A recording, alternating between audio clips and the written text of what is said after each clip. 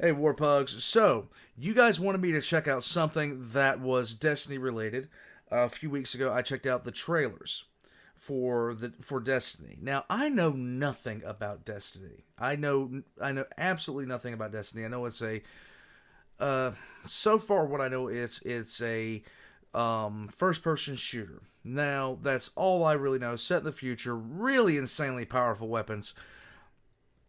And you guys have been encouraging me over and over and over again to check out some Destiny lore, and especially from this creator. My name is Byf, and this is Destiny's Story for Beginners. Now, this is part 2 of the guide, but it was requested first, so I'm going to be checking that out. I'm an idiot for watching things out of order, but then again, you guys have come to expect this of me. So, for everybody that wanted me to check out some Destiny stuff, here we go. Let's get into it.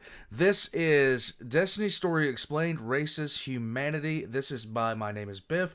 All of his links are going to be in the description down below, so please go support him.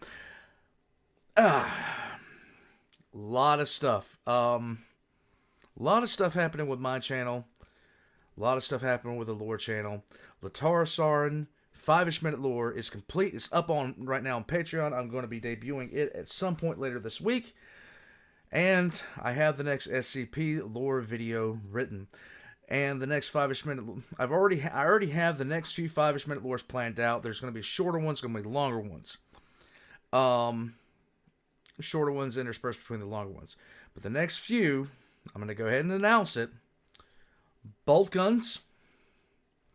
Gabriel Angelos. I haven't decided what the shorter one's going to be. Probably something... I don't know. I'll figure it out in the next couple of weeks. But Fabius Bile.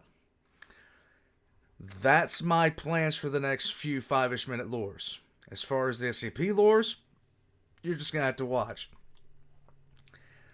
Okay, enough about me. Let's get into Destiny Story for Beginners. Let's go.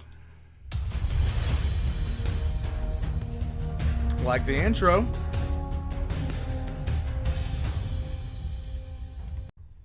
Greetings, Guardians. My name is Byf here. So, hopefully, you're here after having seen my first big introduction video to the basics of Destiny, which... Not really. Oh my god. Yeah, that one ended up being rather long. Today, we're going to be talking about one of the most central topics of Destiny's home turf, humanity, in a lot of different forms. We're going to talk about... By the way, guys, if you hear a cat in the background, it is literally... I have this old cat just sitting here. I'm babysitting a cat right now. And he's just staring at me and meowing. And I don't know why. What is the problem? Warpugs, this is what happens. What? No. You got claws. Get off of me. Ow, ow, ow. No. Let go of my let go. Let go. Jeez. Humanity in the Golden Age, humanity's greatest inventions and discoveries. What I did. We're going to talk about humanity after the collapse, when the last city was founded and all the institutions that exist in it now, and we're going to talk specifically about some of the most important inventions in humanity's history, and some of the more important figures in humanity's history. Okay. Clovis Bray and Rasputin. Those last two are topics... Like Rasputin? ...that could have their own individual videos, but today we're covering just the basics, so we're going to go over all of that in only really brief detail. Okay. So let's begin. Humanity's story in Destiny really begins in the early 21st century, when humanity detected a massive interstellar object entering the orbit of Mars.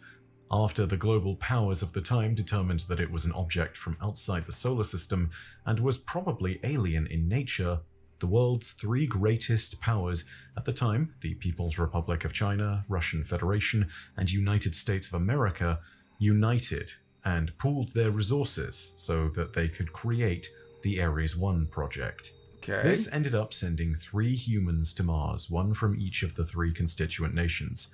The Taikonaut, Cosmonaut, and Astronaut inside the Ares 1 craft touched down on Mars approximately 18 months after the arrival of the mysterious alien sphere. And it turned out that that alien sphere, of course, was the Traveler. It was at this moment that they discovered what the Traveler was doing, that it was in fact terraforming Mars, and they were witness to the first time that humanity had ever seen rain on another planet. Mars's entire atmosphere was beginning to get oxygenated, and this was only the first sign of change. Okay. The Martian rains beheld by Chow, Hardy, and Mielova were in fact minor miracles compared to what the Traveler would do next. It terraformed worlds like Mercury and Venus into worlds that weren't just habitable, but were verdant paradises that could support human life with ease. It made worlds such as Mars and Io into livable spaces teeming with life. Humanity wasn't left untouched either, as the human race saw its lifespans tripled. The old hatreds of the old world were left behind, and science, reason, spirituality, individuality, and peace blossomed across the system. I wouldn't be surprised if a religion formed around this thing. I really, really wouldn't, considering how we are as people. By all accounts that remain, it was a time of miracles. Humanity expanded out into the stars and began to seek out the opportunities that life in the wider solar system could bring. Okay. We began to construct incredible marvels amongst the stars, from one end of the solar system to the other. These are but a few of them. The Ishtar Academy on Venus was an incredible hub of scientific advancement and education, but it also stood near ruins unearthed on Venus that predated humanity by at least 4 million years. Okay. First off, I love the reference of the goddess Ishtar. That's just me. These ruins, as it turned out, belonged to the Vex. The Cosmodrome The at Vex? Baikonur in Kazakhstan saw the great colony ships of the Axis program constructed so that humanity might reach out into the stars. On Mars, the great city of Freehold was built by the Clovis Bray Corporation, and the scientific endeavor of our golden age was allowed to flourish without restraint, for better or for worse.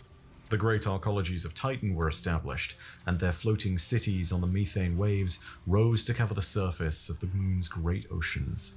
By all accounts, we had become a great civilization, but our greatness did also contain a certain degree of ugliness. It's at this point that I think we need to refer to the Golden Age's equivalent of the Weyland-Yutani Corporation, Lovely. the Clovis Bray Corporation. Clovis Bray I founded the corporation that would bear his name, and it was from this company that some of the greatest scientific advancements of all mankind's history were spawned. It was also an institution that commonly built that progress on suffering, maintained purely so that the leaders within the corporation could attain their scientific goals. There's always an asshole. If you discover any records of someone working in a Clovis Bray institution, you're likely to see at least traces of this notion. On the face of it, they wish to be the face of scientific progress and the betterment of humanity, but underneath they really don't care about anything except the personal gain of those at the top. Okay. Regardless, the corporation created a great many marvels, all of which can be counted amongst humanity's greatest achievements. Firstly, there was SIVA, a nanotechnology developed by Willa Bray, and various others on the project. SIVA. Alright, so first impressions coming out of the gate, learning about this, you guys have introduced me to one hell of a content, like basically you guys have introduced me to several things. I love my community. You guys have introduced me to Star Wars vs. 40k, by Family Too Much Time. You've introduced me to All Guardsman Party. You've introduced me to a whole bunch of other stuff. This is going to be another one of those things that I am thankful for my community for introducing me to. I enjoy lore when it's presented in many different types of like fashions. I love Baltimore style of lore for Warhammer 40k, where it's the storytelling mixed with the deep emotional resonance. For me, Luton 09 for Warhammer 40k, for whatever reason, just because I think I'm so heavily invested into it, I don't get as much out of it as people that would normally listen to him. And it's not knocking him whatsoever. It is just the truth of the matter. I heard this guy was the Luton 09 of Destiny lore. If that's such as being the case, he might be the perfect introduction to this body of lore for me, because of the fact that I would recommend Luton09 to people who are very interested in deep diving into lore. And that's what it seems like this is. So, let's just keep on going, but this is something that I'm going to learn from and enjoy. Eva was a series of nanites that could be directed by their controller into whatever they willed. From relatively simple objects like a tarp or insulating fabric to an advanced machine with multiple complex components.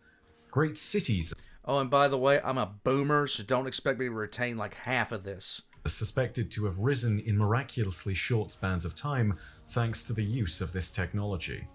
Then there is the creation of the Exos. Exos are essentially robotic humans. I explained a little about them in our first episode, and I wanted to save their bigger lore insights for the video where we cover them specifically. Okay. For now, just know that they hold a dark secret and that they were made on Europa. Last, but certainly not least, there was Rasputin. Rasputin is known as the War Mind. He's basically a hyper-advanced artificial intelligence distributed across a variety of defense platforms and constructs all across the system. Okay. Rasputin was developed in part by Anastasia Bray and a team at the Martian core of the War Mind. Rasputin's control of the system extended through his various subminds, which were other AIs linked to him, distributed throughout other systems inside of Sol. They were all responsible for lesser tasks, but they all effectively were extensions of his own will. In their own parlance, they refer to him as the Tyrant.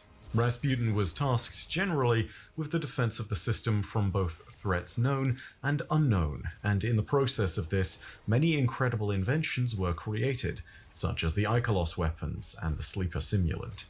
A network of attendants known as the Seraphs served the needs of Rasputin that extended beyond his software or the typical capabilities of his robotic frames. Okay. Rasputin's warsats and other defensive structures throughout the system were all activated during the collapse, as it attempted to fight off the darkness. Its firepower was not even close to enough to defeat the darkness, and it was squarely driven into hiding. When he was reactivated by Anna Bray later on, he also ended up in the role he had been in before, as the defender of the lost city. When the darkness returned, once again... Okay, I just got lost. The darkness. Rasputin was defeated, and was all but destroyed this time. Part of him was saved onto a frame that Anastasia Bray has been working to restore, but she's thus far been unsuccessful. Okay. When the collapse occurred, it is believed that the vast majority of humanity died out, with only small percentages of us surviving out in the wilds, in distant bunkers or undiscovered strongholds, or in a select few spacecraft that were lucky enough to evade the Black Fleet. The return of humanity in the Dark Age led to the establishment of many small towns in the wild, most of which would not survive.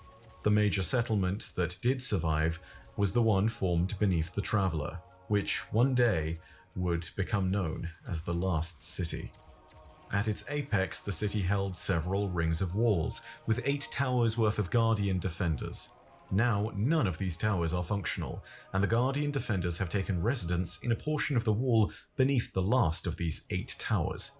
Humanity's current forces within the city can be subdivided into various disciplines and occupations. Here are a few that are worth noting.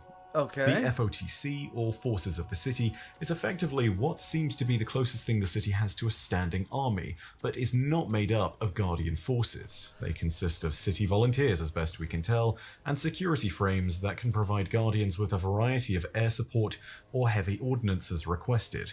From the typical Hawk gunships that one sees patrolling the area around the city, to heavy ordnance including Drake tanks, or frames deployed with heavy weapons. Okay. Often the FOTC act in a purely defensive role, as Guardians are more than powerful enough to tackle typical combat situations that arise without the assistance of the lightless. It is also seen as an obvious point that if someone is lightless and they are killed in the line of duty, unlike a Guardian, they cannot be brought back to life. Guardians, on the other hand, can throw themselves into combat dying dozens of times and are still able to return thanks to the use of their ghosts.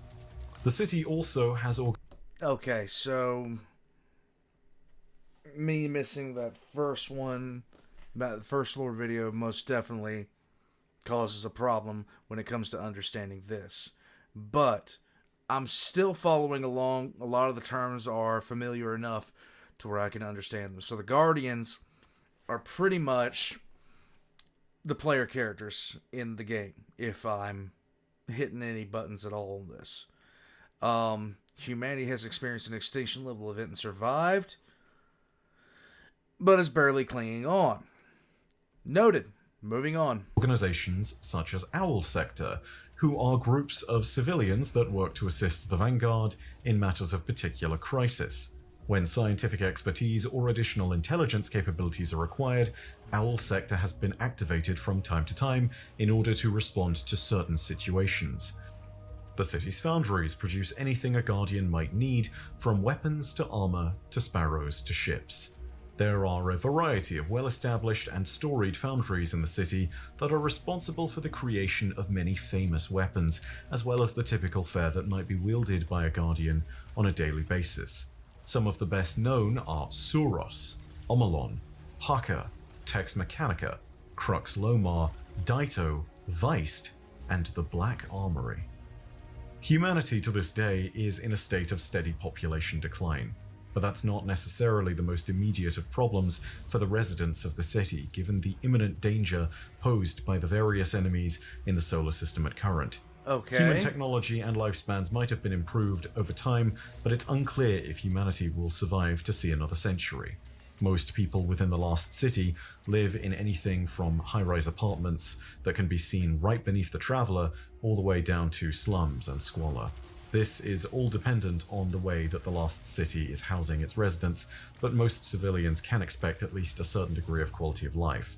As best we know, there is nothing that stops a civilian from improving their dwelling, and so as time has gone on, various portions of the city have gotten wealthier, especially as internal commerce has improved. Certain areas of the city were destroyed in the Red War when the Cabal attacked the Lost City. The Red War. Once again, I seriously think that I need to go back and watch the first one of this because context really, really matters. And those areas have not all recovered just yet. Areas such as the Botsa district were completely abandoned in this time, leaving some sections of the city mostly uninhabited. There are a few things that most citizens have in common. There are some dishes and some customs that have survived the collapse and are celebrated commonly. A version of Halloween exists, known as Festival of the Lost.